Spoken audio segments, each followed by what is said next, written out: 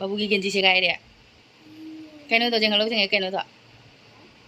से inverter lamp अखोगी automatic ने मई चखरगा गानबी दो hi ma'am good morning ma'am अस खुसा मने बो अदो मैम अखोई से कैंटीन चलुगे तौबने बा कैंटीन से हाइदी अखोई ना सिगदा अनकपदा अमखदि लेयबा को सिदा अनकपदा अमा लेयबा अदो सिगदा दिना पोट क्या सुदेबा अदो अतुपा कैंटीन अमदा चतुइने फैमिली अमगा पुल्लगाने चाक थोंदो मे अदो मे खतंग थेंगा सुआने कैंटीन चंगी बाजे सुम अमसु खनबदा मतम अदुम चांगे अदो चा हिगांगे थोंदो मे अदो अखोई सोनुदी पुररो सोनुजे टीवी जेंगल लेरमे अगी कैमरा से अखोई अगी फ्रंट कैमरा से खतंग वाउरप चलेबा मथगी कैनो से यारक्तरेबा मथकी स्क्रीन गार्ड से खर यारक्तरेबा बैक फ्रंट कैमरा से खतंग नुंगाइते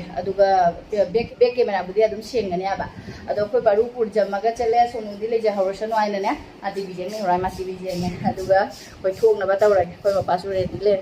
मासे मकुम नुंगाइते आइना लेरमिनेबा अदो सुम हौरकपदुदिने चले कोसु लेगदबा पुती यामना लेयाबा अदो सुम हौरकपदो आइना जागराने जाने हदि चलसी आइना तौरे अदो कैंटीन दा सी बैग सिमदी पुरे खंगे चनबुदी चनगने दा क्या जेंगगा हम लेरक्तुनी अदो रांगसिंजु चाइ लेरे रांगसिंसिना ने कनो तोइबा हवाई के लेरकबा हवाई चिनी कई कई लेबदो अखोइने इसाना रांग पुजम मथौ तायबा अदुन अचौबसिदी चिनी पोरके केजी मंगा अदुइदी मोसोरी केजी अमा ओरन केजी अमा गा पोरागे अतै जेंगुरे वाओ तसी अदो लेरो ना थोंन चलो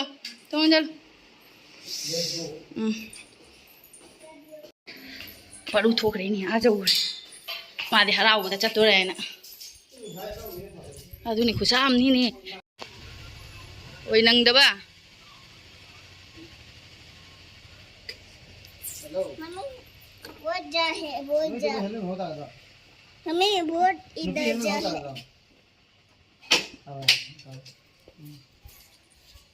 वो जा इधर मिस दो फमुरोय यौरे अखोई कैंटीन अदुगने आगी कैमरा से नोमबना लोरेने आइसु मोइ सीसीटीवी कैमरा दे आइना वीडियो लोगसे उरगदी नुंगाइरोयने अदुम आइसु खितंग लौबा याबा लौबा अदुम मनुंगसेगा अदो सिदा हैंगर का योले मैम अमा पोचैदी लौनिंगबगी लौनिंगमाते जेंगिंगे अदुम लौनिंगे दुसे लेरे अखोगी पोचै भुजिया खरा मिक्सर खरा कुम्बा लौरे हॉर्लिक्स से परू मपाना लौसे परूगी लौबी ड्रेसदना ग्लास सेट लेरे ग्लास सेट से खतंग पी अदुगदी सेट से लौरक्तरे खरा पिकपदोदे ग्लास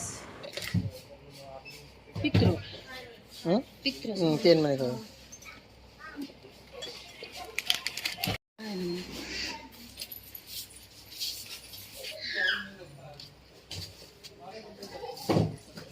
फजे नहीं तू समझ का नहीं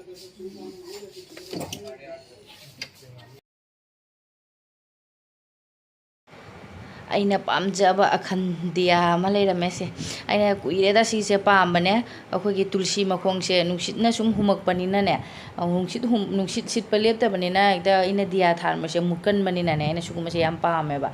अदो सूम अखोई ग्लासना कुसनबसेने पोती याम फैसे याम चावनसु चावेबा सिसे लुपा मागी मरेट लिसिंग अमगा क्यानो ओय अदो चहुमगा क्यानो दे पियाबा अदो सिगदे खरा मचा अमा लेय मचादुना चामगा क्यानो मुक्ताने अदुदो अइना लौगेन तोबा अदु लेरमद्रे मथंग लाकने आइदोदे अदुगदा ओइना लौरगे आइना सिगदना इलेक्ट्रॉनिक की पोचे इन तो मारे फैन यावरे दुगई वॉशिंग मशीन के सुपीरीने अरे ट्रॉली ले से आता उता के दुगई दी फैन कइनो सु यावरे फ्रिज सु सिदना कुकर नत लेरे कुकर सिंसिदी यामना तांगामे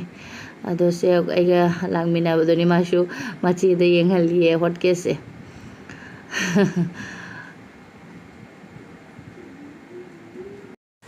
अखोई अमुक मखा कुमदरे हवाई चौंगाई किचन की पोनातनी सिदैसु खरा लौरनी पोचे चंद्रे बेगसे पोचैदी लौब लोरे अदुगा नोंग कन्ना चुरे सोनुसु फोन तौरी अखोई मपाना नोंग चुरदी फी लौसल लोयनने अदो सोनुना नोंग चुदे किलोमीटर अनि मुक्तंग न्याबले लामनरिसे अदो सिगदना कन्ना चुरे अदुगा सोनुना नोंग चुदे हायरपा अदो नोंग चुबा हांगा चलने अदुगा सी कप से मैम कप सी तौरगदिने 192 रा 193 रा कनो ता हाय सी से याम कानैबा प्लेट यावदसु यायबा अदो होजि लोयरे अखोई पोती लौना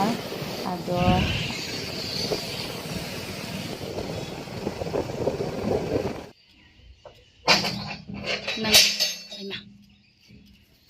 ꯂꯨꯝꯃꯤꯅꯦ ꯄꯣꯠ ꯆꯩꯁꯤꯁꯨ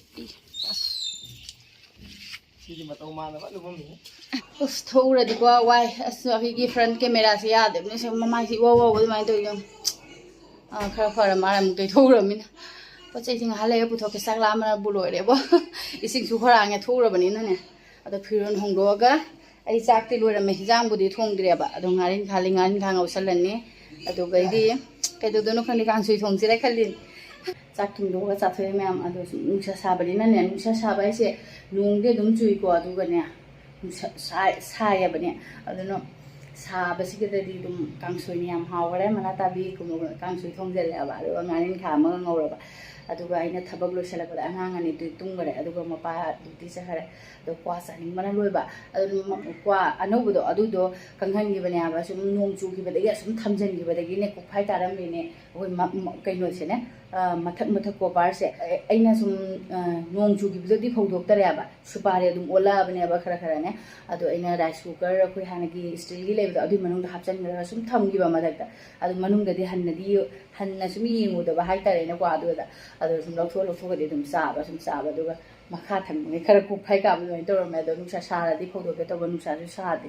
ꯑꯗꯣ ꯁꯨꯝ ꯈꯣꯛꯇꯣꯛꯑ ꯊꯝꯁꯤꯔꯥ ꯍꯥꯏꯅ ꯈꯟꯕꯅꯦ ꯑꯩꯅꯅꯦ ꯁꯨꯃꯥꯏꯅ ꯈꯣꯛꯇꯣꯛꯑ ꯊꯝꯃꯒꯦ ꯈꯟꯕ ꯃꯀꯨꯁꯦ ꯑꯩꯈꯣꯏꯒꯤ ꯁꯨꯃꯥꯏꯅ ꯀꯣꯛꯐꯥꯏ ꯀꯥꯈꯠꯂꯛꯑꯦ ꯌꯦꯡꯉꯨ ꯀꯣꯛꯐꯥꯏ ꯀꯥꯕ ꯑꯗꯨꯃꯥꯏꯅ ꯇꯧꯔꯦ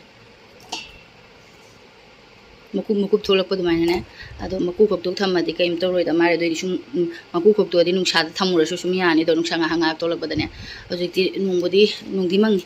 ꯑꯗꯣ ꯐꯤ ꯈꯔ ꯁꯨꯔꯝꯕꯒ ꯐꯧꯗꯣꯛꯇꯔꯦ ꯅꯣꯡꯗꯤ ꯃꯪꯉꯕꯁꯤꯗ ꯁꯤꯁꯦ ꯈꯣꯛꯇꯣꯛꯈꯤꯒꯦ ꯑꯩ ꯀ꯭ꯋꯥꯁꯦ ꯈꯣꯛꯂꯨꯔꯛꯄꯗ ꯈꯨꯠꯀꯁꯦ ꯅꯥꯕꯅꯕꯨ ꯂꯣꯏꯅꯤ ꯑꯩꯈꯣꯏ ꯀꯥ ꯆꯠꯄ ꯑꯣꯏꯔꯗꯤ ꯃꯄꯥꯟꯗ ꯑꯗꯨꯝ ꯀꯩꯅꯣ ꯇꯧꯔꯒ ꯇꯧꯕ ꯑꯁ ꯈꯨꯠ ꯅꯥꯏ ꯈꯨꯕꯤꯒ ꯅꯝꯅ ꯄꯥꯡꯒꯟ ꯄꯨꯊꯣꯛꯅ ꯇꯧꯕꯗ ꯑꯁ ꯑꯗ ꯁꯤ ꯀ꯭ꯋꯥ ꯈꯔ ꯊꯣꯛꯂꯛꯑꯦ ꯌꯦꯡꯉꯨ ꯃꯀꯨꯅ ꯀꯌꯥꯝ ꯌꯥꯝꯃꯤꯅꯣ ꯌꯦꯡꯉꯨ ꯀꯩꯅꯣꯅ ꯌꯥꯝꯗꯦ ꯑꯃꯈꯛ ꯈꯥꯏꯔ ꯆꯥꯊꯣꯛꯑꯒꯦ ꯀ꯭ꯋꯥꯁꯤ ꯌꯥꯝꯅꯗꯤ ꯐꯖꯗꯦ ꯃꯁꯛꯁꯦ ꯈꯨꯠꯀꯁꯦ ꯀꯨꯃꯣꯠ ꯑꯃ ꯆꯥꯗ꯭ꯔꯦ ꯑꯗꯨꯒ ꯁꯤꯁꯤꯅ ꯆꯥꯝꯊꯣꯛꯑ ꯆꯥꯒꯦ ꯎꯐꯨꯜꯅꯗ ꯉꯥꯏꯔꯦ ꯁꯤꯁꯦ ꯍꯥꯞꯆꯤꯟꯈ꯭ꯔꯒꯦ ꯁꯤꯗ ꯁꯤ ꯀꯣꯟꯁꯦ ꯑꯃꯨꯛ ꯃꯈꯥꯁꯤꯗ ꯑꯣꯏ ꯃꯥ ꯐꯠꯇꯕ ꯅꯠꯇꯅꯤ ꯑꯃꯨꯛ ꯀ꯭ꯋꯥ ꯑꯃꯨꯛ ꯉꯥꯏꯍꯥꯛ ꯍꯤꯞꯀꯦꯅ ꯈꯜꯂꯝꯕ ꯑꯗꯣ ꯍꯧꯖꯤꯛ ꯑꯩꯈꯣꯏ ꯁꯣꯅꯨꯁꯦ ꯇ꯭ꯌꯨꯁꯟ ꯆꯠꯄ ꯃꯇꯝ ꯌꯧꯔꯅꯦꯕ ꯍꯧꯖꯤꯛꯄꯨꯗꯤ ꯋꯥꯠꯂꯤꯗ ꯉꯥꯏꯍꯥꯛꯄꯨꯗꯤ ꯋꯥꯠꯂꯦ ꯄꯨꯡ 5ꯗ ꯆꯠꯇꯣꯏꯅꯤ ꯃꯥꯒꯤ ꯇ꯭ꯌꯨꯁꯟꯁꯦ ꯑꯗꯨꯒ ꯄꯨꯡ 6ꯗ ꯄꯨꯡ ꯑꯃꯇꯪ ꯇꯥꯛꯄꯤ ꯑꯗꯨꯒ ꯅꯨꯃꯤꯠ 5ꯅꯤꯈꯛꯀꯣ ꯑꯗꯨꯒ 1.5 ꯂꯧꯔꯤꯕ ꯑꯗꯨ ꯄꯨꯔꯥ ꯑꯣꯜ ꯁꯕꯖꯦꯛꯁꯨ ꯅꯠꯇꯦ SST ꯂꯧꯗꯦ ꯍꯤꯟꯗꯤ ꯂꯧꯗꯦ ꯑꯁꯥꯃꯤꯁ ꯂꯧꯗꯦ ꯑꯗꯨꯒꯤ ꯑꯃꯨꯛ ꯀꯃꯥꯏꯅ ꯇꯧꯗꯣꯏꯅꯣ ꯈꯪꯗꯦ ꯑꯗꯣ ꯃꯥꯒꯤ ꯕꯦꯒꯁꯦ ꯉꯁꯥꯏ ꯀꯦꯟꯇꯤꯟꯗ ꯄꯨꯔꯨꯕꯩꯅ ꯁꯪꯗꯣꯛꯈꯤꯒꯦ ꯑꯩꯁꯨ ꯄꯣꯠ ꯆꯩꯒ ꯂꯧꯊꯣꯛꯇ꯭ꯔꯦ ꯄꯨꯟꯅ ꯊꯝꯃꯝꯕꯅꯦ ꯃꯣꯏ ꯂꯥꯏꯔꯤꯛꯅ ꯌꯥꯝꯃꯕꯅꯤꯅ ꯌꯦꯡꯉꯨ ꯀꯌꯥ ꯊꯨꯅ ꯁꯦꯒꯥꯏꯔꯛꯏꯅꯣ ꯌꯦꯡꯉꯨ ꯀꯨꯏꯗ꯭ꯔꯤꯗꯤ ꯕꯦꯒꯁꯦ ꯌꯦꯡꯉꯨ ꯀꯩꯅꯣ ꯈꯪꯗꯦ ꯀꯦꯟꯇꯤꯟꯕꯨ ꯆꯠꯂꯨꯔꯗꯤꯀꯣ 3,500 ꯁꯤꯗꯤ ꯑꯗꯨꯝ ꯆꯠꯈꯤꯕ ꯈꯪꯍꯧꯗꯦ ꯑꯗꯣ ꯑꯁꯤ ꯕꯜꯕꯁꯦꯅꯦ ꯑꯩꯈꯣꯏꯁꯨ ꯁꯤꯗꯁꯨ ꯄꯥꯜꯂꯦꯕ ꯑꯁꯤ ꯕꯜꯕꯁꯦ ꯑꯩꯈꯣꯏꯒꯤ ꯁꯤ ꯏꯟꯚꯔꯇꯔ ꯂꯦꯝꯞ ꯑꯁꯤ ꯑꯩꯈꯣꯏꯒꯤ ꯑꯣꯇꯣꯃꯦꯇꯤꯛꯅꯦ ꯃꯩ ꯆꯠꯈ꯭ꯔꯒ ꯉꯥꯟꯕꯤꯗꯣ ꯃꯉꯥꯟꯅ ꯂꯩꯕꯗꯣ ꯏꯟꯚꯔꯇꯔ ꯂꯩꯇ꯭ꯔꯁꯨ ꯌꯥꯔꯦ ꯍꯥꯏꯅꯤ ꯏꯟꯚꯔꯇꯔ ꯂꯦꯝꯞ ꯃꯃꯥꯡꯗꯁꯨ ꯑꯃꯨꯛꯇꯤ ꯁꯤꯖꯤꯟꯅꯈ꯭ꯔꯦꯗ ꯑꯩꯈꯣꯏ ꯑꯗꯣ ꯑꯁꯤꯁꯦꯅꯦ ꯑꯩꯈꯣꯏꯒꯤ ꯃꯥꯒꯤ ꯁꯤꯒꯤ ꯄ꯭ꯔꯥꯏꯁꯁꯦ ꯀꯩꯅꯣꯅꯤ 599ꯅꯦꯕ ꯑꯗꯣ ꯁꯤ ꯀꯦꯟꯇꯤꯟꯗ 391 ꯇꯥꯏ ꯑꯅꯤꯈꯛ ꯄꯨꯔꯛꯄꯅꯤ ꯁꯤ ꯌꯦꯡꯉꯣ ꯁꯤ ꯎꯃꯦꯟ ꯑꯁꯤ ꯄꯥꯔꯐ꯭ꯌꯨꯝꯁꯦ ꯃꯅꯝ ꯈꯨꯅꯨꯡꯁꯤ ꯑꯃꯅꯤꯅꯦ ꯅꯨꯡꯁꯤꯃꯟꯈꯤꯅꯅꯦ ꯑꯩ ꯄꯨꯔ ꯂꯥꯛꯑꯦ ꯑꯗꯣ ꯃꯥꯒꯤ ꯁꯤꯒꯤ ꯔꯦꯠꯁꯦ ꯃꯥꯒꯤ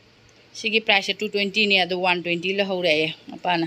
ꯑꯩ ꯍꯧꯖꯤꯛ ꯂꯥꯛꯄꯒ ꯌꯦꯡꯉꯝꯃꯤꯅꯦꯕ ꯄꯨꯔꯥ ꯂꯣꯏꯅꯒꯤ ꯌꯦꯡꯗ꯭ꯔꯤ ꯑꯁꯤꯁꯦ ꯌꯥꯝ ꯏꯪꯉꯦ ꯑꯩ ꯄꯥꯔꯐ꯭ꯌꯨꯝ ꯊꯥꯕ ꯁꯨꯡꯌꯥ ꯌꯥꯗꯦ ꯀꯣꯛ ꯉꯥꯎꯒꯜꯂꯦꯕ ꯄꯥꯔꯐ꯭ꯌꯨꯝ ꯃꯅꯝꯁꯦ ꯃꯤꯅ ꯃꯅꯝ ꯅꯨꯡꯁꯤꯌꯦ ꯍꯥꯏꯔꯒ ꯑꯗꯨꯒ ꯑꯁꯤꯃꯗꯤ ꯌꯥꯝꯅ ꯆꯤꯛꯅ ꯃꯅꯝ ꯅꯨꯡꯁꯤꯔꯦ ꯍꯥꯎ buy 2 get 1 free ꯁꯨꯖꯤꯅꯦ ꯕꯦꯁꯣꯟꯅꯦ ꯀꯦꯟꯇꯤꯟꯗꯩꯗꯤ ꯈꯔ ꯇꯥꯕꯅꯤꯅ ꯑꯗꯨꯝ ꯂꯣꯏꯅ ꯄꯨꯔ ꯂꯥꯛꯑꯦ ꯑꯗꯣ ꯀꯤꯁꯃꯤꯁꯁꯦ ꯑꯩꯈꯣꯏ ꯄꯔꯨ ꯌꯥꯝꯅ ꯆꯥꯏ ꯀꯤꯁꯃꯤꯁꯁꯦ ꯄꯨꯕꯤꯔꯛꯄ ꯑꯩꯈꯣꯏ ꯁꯨꯅꯨ ꯈꯔ ꯄꯤꯉꯩꯗ ꯆꯥꯔꯝꯃꯤ ꯍꯧꯖꯤꯛꯇꯤ ꯆꯥꯕ ꯌꯥꯗ꯭ꯔꯦ ꯃꯥ ꯆꯥꯛ ꯑꯃ ꯍꯤꯟꯖꯥꯡ ꯑꯃ ꯑꯗꯨꯗ ꯍꯦꯟꯕ ꯆꯥ ꯌꯥꯗ꯭ꯔꯦ ꯑꯥꯂꯨ ꯕꯨꯖꯤꯌꯥꯁꯤꯗꯤ ꯑꯩꯒꯤ ꯀꯟꯗꯤꯁꯅꯔ ꯁꯤ ꯄꯥꯎꯗꯔꯁꯤꯕꯨ 135ꯅꯦ ꯑꯗꯨꯒ 119ꯅ ꯀꯩꯅꯣ ꯂꯧꯍꯧꯔꯦ ꯑꯩ ꯁꯣꯏꯔꯕ ꯑꯩ ꯌꯦꯡꯗ ꯌꯥꯔꯣꯏ ꯃꯥꯒꯤ ꯕꯤꯜꯁꯦ ꯃꯦꯗꯤꯁꯤꯟ ꯑꯩꯒꯤ ꯆꯣꯀ꯭ꯂꯦꯠ ꯔꯦꯛꯁꯣꯅꯥ ꯁꯥꯕꯨꯟ 3 ꯄꯨꯔꯛꯄ ꯑꯁꯤ ꯀꯌꯥ ꯇꯥꯏꯅꯣ ꯌꯦꯡ ꯇꯥꯔꯦ ꯑꯝꯇ ꯕꯦꯒꯁꯤꯗ ꯁꯪꯗꯣꯛꯈ꯭ꯔꯗꯤ ꯌꯥꯔꯦ ꯑꯗꯨꯒ ꯃꯣꯏ ꯁꯪꯒꯣꯝꯗ ꯊꯛꯅꯕ ꯑꯉꯥꯡ ꯑꯅꯤꯒꯤ ꯀꯣꯔꯟꯐ꯭ꯂꯦꯛꯁ ꯄ꯭ꯂꯦꯟꯁꯦ ꯑꯗꯨꯝ ꯄꯨꯔꯛꯄꯅꯦ ꯁꯤꯁꯤꯅꯦ ꯑꯁꯤꯅ ꯐꯩꯗꯣ ꯆꯣꯀ꯭ꯂꯦꯠꯀꯗꯣ ꯄꯨꯔꯛꯇꯦ ꯌꯥꯝ ꯑꯗꯨ ꯁꯤꯗꯩꯒꯁꯦ ꯀꯥꯏꯔꯣꯏ ꯁꯤꯗ ꯀꯣꯟꯅ ꯀꯥꯏꯔꯦ ꯁꯤꯗ ꯃꯦꯒꯤ ꯄꯨꯔꯛꯇꯦ ꯃꯦꯒꯤꯒ ꯑꯦꯕ꯭ꯔꯤꯗꯦ ꯁꯪꯒꯣꯝꯒ ꯑꯗꯨꯒꯩꯗꯤ ꯑꯩꯈꯣꯏꯒꯤ ꯃꯁꯥꯂꯥ ꯑꯣꯠꯁꯀ ꯂꯧꯔꯒꯦꯅ ꯇꯧꯕ ꯂꯩꯔꯛꯍꯧꯗꯦ ꯀꯦꯟꯇꯤꯟꯁꯦ ꯁꯤꯅ ꯑꯩꯒꯤ ꯕꯤꯁꯀꯤꯠꯅꯤ ꯁꯤꯅ ꯕꯤꯁꯀꯤꯠ ꯆꯥꯒ ꯊꯛꯅꯕ ꯑꯗꯩꯗꯤ ꯃꯣꯁꯣꯔꯤ ꯀꯦꯖꯤ ꯑꯃ ꯀꯌꯥꯅꯣ ꯌꯦꯡꯒꯦ ꯃꯣꯁꯣꯔꯤ ꯀꯦꯖꯤ ꯑꯃ ꯑꯗꯩꯗꯤ ꯁꯤꯁꯤꯅ ꯀꯥꯖꯨ ꯘꯤ ꯂꯧꯊꯣꯛꯎꯔꯒꯦꯗ ꯊꯨꯝꯒ ꯆꯤꯅꯤꯒ ꯑꯣꯔꯍꯣꯜ ꯑꯃ ꯕꯦꯁꯣꯟꯁꯦ ꯑꯅꯤ ꯁꯨꯔꯛꯑ ꯃꯥꯜꯂꯦꯅꯦ ꯕꯤꯜ ꯌꯦꯡꯒꯦ ꯊꯝꯕ ꯆꯪꯈ꯭ꯔꯦ ꯌꯦꯡꯉꯣ ꯐꯕꯅꯤ ꯂꯣꯏꯁꯟꯕꯁꯦ ꯑꯍꯟ ꯑꯁꯤꯒꯨꯝꯕ ꯂꯩꯇꯦ ꯃꯥꯅ ꯂꯣꯏꯁꯟꯕ ꯐꯕ ꯊꯝꯈ꯭ꯔꯕ ꯅꯪ ꯊꯥꯎ ꯑꯗꯣ ꯑꯩꯈꯣꯏ ꯃꯄꯥꯏ ꯁꯤꯒꯤ ꯕꯤꯜꯁꯤꯡꯁꯦ ꯀꯥꯏ ꯊꯝꯃꯝꯃꯒꯦ ꯈꯪꯗꯦ ꯑꯗꯨꯒ ꯑꯩꯈꯣꯏꯒꯤ ꯍꯋꯥꯏ ꯆꯦꯡꯋꯥꯏꯒꯤꯗꯤ ꯑꯗꯨꯝ ꯁꯤ ꯂꯩꯔꯦꯕ ꯀꯥꯖꯨ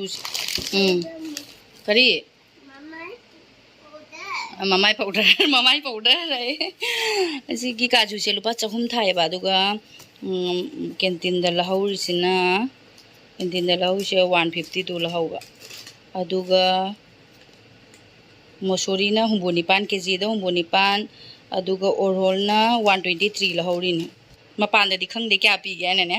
ꯑꯗꯩꯗꯤ ꯁꯨꯒꯔ ꯆꯤꯅꯤꯁꯦ ꯑꯁꯤꯗ ꯃꯄꯥꯟꯗ ꯂꯨꯄꯥ 90 ꯄꯤꯌꯦ ꯀꯦꯖꯤꯗ ꯑꯗꯨꯅ ꯑꯩꯅ ꯀꯦꯟꯇꯤꯟꯗꯩ ꯈꯔ ꯍꯣꯡꯉꯝꯒꯗ꯭ꯔꯥ ꯍꯥꯏꯅ ꯄꯨꯔꯛꯄꯅꯤ ꯀꯦꯟꯇꯤꯟꯗꯒꯤꯁꯦ ꯀꯦꯖꯤ 3ꯗ ꯂꯨꯄꯥ 112ꯅꯦ ꯑꯗꯣ 94ꯒ ꯄꯩꯁా 5 ꯇꯥꯏ ꯃꯥꯜꯂꯦ ꯀꯥꯖꯨ ꯂꯩꯔꯦ ꯑꯗꯨꯒꯩꯗꯤ ꯑꯦꯕ꯭ꯔꯤꯗꯦ ꯘꯤꯁꯦ ꯁꯤ ꯘꯤꯁꯦ ꯑꯩꯈꯣꯏꯗꯤ ꯘꯤꯁꯦ ꯑꯩ ꯊꯪꯅꯩꯒ ꯆꯦꯗꯤꯅꯦ ꯃꯌꯥꯡꯗꯤ ꯈꯪꯉꯤꯀꯣ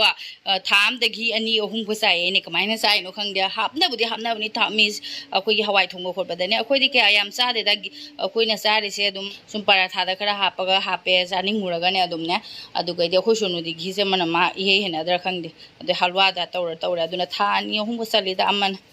ꯑꯁꯤ ꯃꯥꯒꯤ ꯘꯤꯁꯤꯒꯤ ꯃꯃꯜꯁꯦ ꯂꯨꯄꯥ ꯀꯌꯥꯅꯣ 572 ꯃꯥꯒꯤ ꯔꯦꯠꯅ ꯀꯌꯥ ꯏꯕꯖꯥꯠꯅꯣ 630 이ꯕ ꯃꯥ ꯒꯦꯟꯖꯤ ꯁꯦꯒꯥꯏꯕꯅꯤꯅꯦ ꯁꯤꯗꯤ ꯕꯥꯕꯨꯒꯤ ꯒꯦꯟꯖꯤ ꯁꯦꯒꯥꯏꯔꯦ ꯀꯩꯅꯣꯗꯣ ꯖꯦꯡꯍꯜꯂꯧ ꯖꯦꯡꯉꯦ ꯀꯩꯅꯣꯗꯣ ꯑꯣ ꯀꯤꯁꯃꯤꯁꯀꯁꯤꯗꯤ ꯌꯥꯝ ꯍꯣꯡꯉꯤꯍꯦ ꯃꯄꯥꯟꯗ ꯑꯩꯅ ꯂꯨꯄꯥ 50 ꯀꯥꯏꯅ ꯇꯧꯅ ꯄꯨꯔꯛꯄꯁꯤꯗꯤ ꯌꯥꯝ ꯇꯥꯡꯈ꯭ꯔꯦꯗ ꯑꯁꯤ ꯌꯦꯡꯉꯨꯅꯦ 48ꯗ ꯂꯧꯍꯧꯅꯤ ꯌꯥꯝ ꯐꯩꯌꯦ 48ꯗ ꯂꯧꯍꯧꯔꯤꯅꯦ ꯁꯤꯁꯦ ꯃꯥꯒꯤ ꯒ꯭ꯔꯥꯝꯁꯦ 250 ꯒ꯭ꯔꯥꯝꯗ ꯂꯨꯄꯥ 94ꯗ ꯂꯧꯔꯗꯤ ꯌꯥꯝ ꯐꯩꯕꯣ ꯑꯩ ꯃꯄꯥꯗꯩ ꯂꯧꯕꯁꯤꯗꯤ ꯂꯨꯄా 50ꯒꯤꯒ ꯂꯧꯔꯨꯕꯗꯨꯗꯤ ꯑꯃꯨꯛꯇꯪ ꯀꯩꯅꯣꯗ ꯍꯥꯞꯈ꯭ꯔꯒꯅꯦ ꯑꯩꯈꯣꯏꯒꯤ ꯈꯤꯔꯗꯒ ꯍꯥꯞꯈ꯭ꯔꯗꯤ ꯑꯗꯨꯝ ꯂꯣꯏꯔꯦ ꯁꯨꯝ ꯄꯥꯔꯨꯗꯤ ꯁꯨꯝ ꯆꯥꯕ ꯄꯥꯝꯃꯦꯕ ꯑꯗ ꯄꯨꯔꯛꯒꯤ ꯀꯤꯁꯃꯤꯁ ꯆꯥꯕꯁꯦ ꯐꯁꯨ ꯐꯩ ꯈꯔ ꯅꯣꯡꯃꯒꯤ ꯑꯗꯨꯒ ꯑꯇꯩꯒꯤ ꯕꯤꯜ ꯌꯦꯡꯒꯦ ꯇꯧꯕ ꯀꯔꯤ ꯀꯌꯥ ꯑꯁꯤꯒꯤ ꯔꯦꯛꯁꯣꯅꯥꯁꯦ ꯃꯥꯒꯤ 38 ꯔꯨꯄꯤꯁꯅꯤ ꯀꯌꯥ ꯄꯤꯒꯦ ꯌꯦꯡꯒꯦ ꯇꯧꯕ ꯃꯥꯒꯤ ꯑꯃ ꯕꯤꯜꯗꯣ ꯀꯗꯥꯏ ꯊꯝꯃꯝꯃꯒ ꯈꯪꯗꯦ ꯃꯄꯥ ꯗ꯭ꯌꯨꯇꯤ ꯂꯥꯛꯑꯒ ꯍꯪꯕ ꯍꯥꯏꯅ ꯑꯗꯣ ꯇꯨꯝꯕꯦꯟꯗꯤꯕ ꯑꯃꯨꯛ ꯑꯣꯟꯈ꯭ꯔꯦ ꯃꯈꯥꯗꯅꯤ ꯑꯣꯜꯂꯤꯕ ꯃꯌꯥꯝꯕꯅ ꯐꯃꯨꯡ ꯃꯊꯛꯇ ꯑꯗꯣ ꯑꯩꯁꯨ ꯉꯥꯏꯍꯥꯛ ꯍꯤꯞꯅꯤꯡꯉꯦ ꯋꯥꯔꯦ ꯑꯩꯈꯣꯏ ꯄꯔꯨꯅ ꯃꯥꯗꯤ ꯉꯥꯏꯍꯥꯛ ꯇꯨꯝꯊꯣꯛꯅ ꯂꯣꯏꯈ꯭ꯔꯦ ꯑꯗꯨꯒ ꯑꯩ ꯇꯨꯝꯍꯟꯕ ꯄꯤꯗꯤ ꯌꯦꯡꯉꯨ ꯃꯧꯁꯨꯃꯤꯁꯦ ꯄꯨ ꯂꯥꯛꯑꯦ ꯃꯥꯒꯤ ꯈꯥꯏꯔꯣ ꯍꯥꯏꯅꯦ ꯑꯩꯅ ꯉꯥꯏꯍꯥꯛ ꯍꯤꯞꯈꯤꯒꯦ ꯍꯥꯏꯕꯗꯣ ꯕꯣꯜ ꯂꯣꯟꯅꯕꯨ ꯁꯥꯟꯅ ꯂꯩꯊꯣꯛꯈ꯭ꯔꯦ ꯇꯧꯔꯤꯁꯦ ꯑꯩꯈꯣꯏ ꯄꯔꯨꯁꯦ ꯑꯩꯉꯣꯟꯗ ꯁꯥꯟꯇꯤ ꯄꯤꯗ꯭ꯔꯦ ꯉꯥꯏꯍꯥꯛꯇꯪ ꯍꯤꯞꯀꯦ ꯇꯧꯕꯕꯨ ꯌꯦꯡꯉꯨ ꯑꯩꯈꯣꯏ ꯁꯣꯅꯨꯗꯤ ꯇ꯭ꯌꯨꯁꯟ ꯆꯠꯈ꯭ꯔꯦ ꯄꯨꯡ 5 ꯇꯥꯔꯛꯑꯃꯤꯅ ꯑꯗꯨꯒ ꯃꯥꯏꯁꯦ ꯎꯁꯤꯁꯦ ꯃꯧꯁꯨꯃꯤꯁꯦ ꯆꯥꯒꯦ ꯍꯥꯏꯁꯤꯅꯤ ꯃꯥꯅꯒ ꯀꯛꯅꯒ ꯇꯧꯔꯝꯃꯤꯁꯨꯅꯦ ꯕꯣꯜ ꯁꯥꯟꯅ ꯊꯣꯛ ꯂꯣꯏꯔꯒ ꯑꯣꯟꯅ ꯕꯣꯜ ꯁꯥꯟꯅ ꯊꯣꯛ ꯂꯣꯏꯔꯦ ꯍꯥꯏꯔꯒ ꯀꯛꯎ ꯑꯩꯅꯁꯦ ꯆꯥꯔꯒꯦ ꯍꯥꯏꯅ ꯅꯪꯗ꯭ꯔꯦ ꯄꯤꯛꯄꯅꯤꯅ ꯑꯃꯅ ꯃꯥ ꯄꯦꯟꯖꯗꯦꯕ ꯁꯤ ꯈꯣꯛꯄꯁꯦ ꯌꯥꯝ ꯇꯜꯂꯦꯕ ꯅꯈꯣꯏ ꯃꯃꯥ ꯈꯣꯛꯇꯣꯛꯄꯤꯔꯛꯈꯤꯒꯦ ꯕꯥꯕꯨ ꯈꯣꯛꯄ ꯂꯣꯏꯗꯦ ꯃꯥꯅ ꯆꯥꯊꯣꯛ ꯂꯣꯏꯈ꯭ꯔꯦ ꯌꯥꯝ ꯄꯥꯝꯃꯤ ꯃꯥꯅ लाबू मम्मी बहुत प्यारा है खो पीजरे चाथोखे मा नंग टीवी जेंगो फजन जेत तैसे पोथागे ममा टीवी लाइक तौथो ABC तौथो हलाबना कई तौरगे ट्यूशन कई लौरनो दूध थमो दूध थम परुना ममा ने टीवी जेंग मा नुंगाए कई तौरगे ट्यूशन चासू थकनिंगबना लोरे ट्यूशनदगी क्रिकेट नुपी ममागे नुपी चा लोरगे अभी लोलुरगे सोनूना पुरक्प संगोम से पुके चिल्ली तब कईनो सन संगोमने सन संगोम से सुम सुमायना रांग योली असी साहल्लगा आंगांगनेसु खरा पिथागे दुगैदी आइसु चा खरा थानी सन संगोमनी से असे लीटर अमनेबा अदो लीटर अमदे लुपा 64 पी ꯑꯩꯈꯣꯏꯒꯤ ꯏꯅꯦꯝꯕꯣꯛꯅꯅꯦ ꯅꯍꯥꯟ ꯑꯩꯈꯣꯏ ꯀꯨꯇꯨꯅꯣꯏ ꯂꯥꯛ ꯃꯇꯝꯗ ꯁꯤ ꯄꯤꯔꯛꯄꯅꯦꯕ ꯆꯦꯡꯄꯥꯛꯅꯦ ꯆꯥꯍꯧꯒꯤ ꯆꯦꯡꯄꯥꯛ ꯄꯤꯔꯛꯄꯅꯦ ꯑꯁꯤꯒꯤ ꯚꯤꯗꯤꯑꯣꯒꯗꯤ ꯑꯩ ꯇꯧꯍꯧꯗ꯭ꯔꯦꯗ ꯑꯩꯒꯤ ꯚꯤꯗꯤꯑꯣ ꯇꯧꯍꯧꯗꯕꯒꯤ ꯃꯔꯝꯁꯨꯅꯦ ꯃꯌꯥꯝ ꯑꯃ ꯑꯩꯒꯤ ꯃꯦꯃꯣꯔꯤ ꯑꯣꯏꯕ ꯃꯌꯥꯝ ꯑꯃꯁꯨ ꯇꯧꯍꯧꯗꯕꯁꯨ ꯌꯥꯎꯔꯦꯗ ꯚꯤꯗꯤꯑꯣꯅꯦ ꯃꯔꯛ ꯑꯃꯁꯨ ꯚꯤꯗꯤꯑꯣꯁꯨ ꯀꯌꯥꯝ ꯊꯥꯡꯒꯠꯈꯤꯗ꯭ꯔꯦ ꯑꯗꯨꯒꯩꯗꯤ ꯑꯩꯒꯤ ꯃꯣꯕꯥꯏꯜꯗꯁꯨ ꯃꯦꯃꯣꯔꯤꯗꯣ ꯕꯤꯛ ꯊꯜꯂꯛꯑꯅꯤ ꯍꯥꯏꯗꯅꯅꯦ ꯑꯩꯅ ꯁꯨꯝ ꯇꯧꯗꯕꯁꯨ ꯃꯌꯥꯝ ꯌꯥꯎꯈ꯭ꯔꯦꯕ ꯑꯗꯣ ꯑꯩꯈꯣꯏ ꯏꯅꯦꯝꯕꯣꯛꯅ ꯆꯥꯍꯧ ꯆꯦꯡꯄꯥꯛꯅꯦ ꯍꯥꯏꯅ ꯄꯤꯔꯛꯄꯅꯦ ꯁꯤ KG ꯑꯃꯅꯦ ꯆꯥꯔꯨꯕ ꯃꯇꯝꯗꯅꯦ ꯃꯅꯝ ꯌꯥꯝꯅ ꯅꯝꯊꯤꯔꯝꯃꯦ ꯍꯥꯏꯕꯅꯦ ꯆꯥꯍꯧ ꯆꯦꯡꯄꯥꯛꯁꯦꯅꯦ ꯑꯗꯨꯗꯤ ꯄꯣꯠ ꯐꯠꯇꯗꯤ ꯃꯤꯉꯣꯟꯗꯁꯨ ꯄꯤꯕꯗꯣ ꯏꯀꯥꯏꯑꯕ ꯑꯗꯣ ꯑꯩꯁꯨ ꯆꯥꯕ ꯇꯜꯂꯦ ꯁꯤꯁꯦ ꯁꯨꯝ ꯂꯩꯔꯦ ꯁꯤ ꯗꯥꯡꯁꯤꯒꯗꯅ ꯑꯁꯤꯒꯤ ꯆꯦꯁꯦ ꯖꯣꯝꯃꯤꯁꯤꯅꯅꯦ ꯑꯩꯅ ꯁꯤꯁꯦ ꯆꯥꯝꯊꯣꯛꯅ ꯑꯃꯨꯛ ꯌꯦꯡꯉꯦ ꯆꯥꯍꯧ ꯆꯦꯡꯄꯥꯛꯅꯤꯅ ꯕꯔ ꯂꯥꯎꯊꯒꯦꯕ ꯀꯔꯤꯝꯐꯥꯎ ꯂꯧꯕ ꯌꯥꯗꯦ ꯑꯗꯨꯒ ꯑꯩꯅ ꯁꯨꯝ ꯀꯩꯅꯣꯗꯅꯦ ꯑꯩꯈꯣꯏ ꯈꯥꯡꯗ ꯉꯧꯊꯣꯛꯄꯗꯗꯤꯅꯦ ꯑꯗꯨ ꯈꯔ ꯃꯅꯝ ꯅꯝꯗꯦ ꯑꯗꯨ ꯉꯧꯊꯣꯛꯑꯒ ꯎꯔꯨꯝ ꯑꯣꯏꯅ ꯊꯝꯈꯤꯕꯅꯦꯕ ꯑꯁꯤꯁꯦ ꯁꯨꯝ ꯂꯩꯔꯦ ꯆꯥꯅꯤꯡꯕ ꯄꯣꯛꯇ꯭ꯔꯦꯕ ꯃꯅꯝ ꯑꯃ ꯀꯔꯤꯒꯤꯅꯣ ꯈꯪꯗꯦ ꯑꯅꯝꯕ ꯑꯣꯏ ꯃꯥꯜꯂꯦꯕ ꯌꯨꯝꯗꯩ ꯄꯣꯔꯛꯄ ꯈꯨꯗꯤꯡꯒꯤꯗꯤ ꯀꯩꯅꯣ ꯇꯧꯗꯦ ꯍꯥꯏꯕꯅꯦ ꯃꯅꯝ ꯑꯃꯐꯥꯎ ꯅꯝꯗꯦ ꯍꯟꯗꯛꯇꯤ ꯀꯃꯥꯏꯅ ꯇꯧꯔꯤꯅꯣ ꯈꯪꯗꯦ ꯑꯩꯅ ꯏꯅꯦꯝꯕꯣꯛꯇ ꯍꯪꯕ ꯏꯅꯦꯝꯕꯣꯛꯁꯨ ꯃꯥꯁꯨ ꯈꯪꯗꯔꯦ ꯑꯩꯁꯤꯅꯦ ꯃꯅꯝ ꯅꯝꯊꯤꯗꯅ ꯆꯥꯕ ꯌꯥꯗ꯭ꯔꯦ ꯃꯥꯡꯉꯦ ꯆꯥꯍꯧ ꯆꯦꯡꯄꯥꯛꯁꯦ ꯇꯥꯡꯕꯅꯦꯕ ꯆꯥꯍꯧ ꯆꯦꯡꯄꯥꯛꯁꯦ ꯄꯥꯝꯃꯨꯔꯤꯕ ꯑꯩ ꯄꯥꯝꯁꯨ ꯄꯥꯝꯃꯦꯕ ꯆꯥꯍꯧ ꯆꯦꯡꯄꯥꯛꯁꯤꯅꯦ ꯑꯗꯨ ꯆꯥꯔꯔꯣꯏꯒꯦꯗ ꯁꯤꯁꯦ ꯑꯗꯩ ꯁꯤ ꯋꯥꯇꯔ ꯕꯣꯇꯜꯅꯦ ꯑꯗꯣ ꯋꯥꯇꯔ ꯕꯣꯇꯜꯁꯤꯒꯗꯅꯦ ꯑꯩꯈꯣꯏ ꯅꯦꯝꯕꯣꯛꯅꯅꯦ ꯑꯩꯈꯣꯏꯒꯤ ꯍꯩꯅꯧꯗꯣ ꯍꯩꯅꯧ ꯃꯍꯤ ꯂꯥꯡꯍꯜꯂꯒ ꯇꯟ ꯁꯦꯝꯕꯗꯣ ꯑꯗꯨ ꯇꯧꯔꯒ 4-5ꯃꯨꯛ ꯄꯤꯔꯛꯑꯦ ꯑꯗꯨꯗꯨꯅ ꯑꯩꯈꯣꯏ ꯄꯔꯨꯅ ꯑꯃꯃꯨꯛ ꯆꯥꯊꯣꯛꯈ꯭ꯔꯦꯕ ꯐꯝꯃꯒ ꯑꯗꯨꯒꯩꯗꯤ ꯁꯤꯗ ꯂꯩꯃꯤꯟꯅꯕꯁꯤꯡꯗꯁꯨ ꯁꯨꯝ ꯈꯔ ꯌꯦꯜꯂꯦꯕ ꯑꯗꯣ ꯂꯣꯏꯈ꯭ꯔꯦ ꯑꯗꯨꯗꯤ ꯚꯤꯗꯤꯑꯣꯗ ꯀꯌꯥ ꯌꯥꯎꯍꯧꯗ꯭ꯔꯦ ꯑꯗꯩ ꯘꯤꯅꯝ ꯅꯝꯕꯤ ꯃꯣꯔꯣꯛ ꯄꯤꯔꯛꯏ ꯏꯅꯦꯝꯕꯣꯛꯅ ꯑꯗꯨꯗꯤ ꯏꯔꯣꯟꯕꯒ ꯆꯥꯕ ꯑꯁ ꯍꯥꯎꯈ꯭ꯔꯦ ꯑꯗꯨ ꯚꯤꯗꯤꯑꯣꯒꯗꯤ ꯌꯥꯎꯍꯧꯗ꯭ꯔꯦ ꯃꯣꯏ ꯑꯅꯤꯒꯤ ꯄꯤꯊꯛꯑꯝꯃꯒꯦ ꯑꯗꯨꯒ ꯁꯤ ꯀꯣꯔꯟꯐ꯭ꯂꯦꯛꯁꯦ ꯁꯥꯟꯅꯔꯝꯃꯤ ꯑꯩꯈꯣꯏ ꯕꯔꯨꯅ ꯊꯨꯒꯥꯏꯅꯒ ꯂꯣꯏꯔꯝꯃꯦ ꯑꯁꯤꯁꯦ ꯊꯥꯗꯔꯒ ꯆꯥꯏ ꯊꯣꯛꯑꯣꯏ ꯅꯪ ꯐꯨꯔꯥ ꯍꯧꯖꯤꯛ ꯆꯥꯏ ꯊꯛꯀꯅꯤꯒ ꯍꯥꯏ ꯅꯩ ꯅꯪꯒꯤ ꯁꯪꯒꯣꯝ ꯄꯤꯔꯤꯁꯦ ꯊꯧꯁꯦ ꯁꯪꯒꯣꯝꯁꯦ ꯈꯪꯉꯕ ꯐꯨꯔꯥ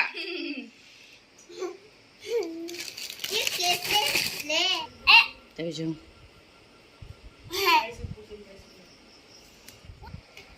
ꯅꯪ ꯒꯟꯗꯥ ꯕच्चाꯅꯤꯀꯣ अच्छा बच्चा ꯍꯥ अच्छा बच्चा ꯁꯦꯖꯤꯡ ꯍꯥꯏꯔꯧꯁꯦ मैं आईफोन दे ꯀꯩ ꯑꯩꯉꯣꯟꯗ ꯑꯥꯏꯐꯣꯟ ꯄꯤꯗꯣꯏꯕ ꯃꯩ ꯄꯦꯝꯃ ꯃꯌꯥꯝ ꯀꯨꯏꯔꯦ ꯁꯤ ꯍꯥꯏꯗꯕ ꯃꯌꯥꯝꯗꯨꯗꯤ ꯆꯥꯕ ꯍꯧꯔꯒꯦ ꯑꯩꯁꯨ ꯆꯥ ꯂꯣꯏꯔꯦ ꯑꯗꯨꯒ ꯄꯨꯔꯛꯄ ꯕꯤꯁꯀꯤꯠꯁꯦ ꯆꯥꯔꯒꯦ ꯁꯤꯁꯦ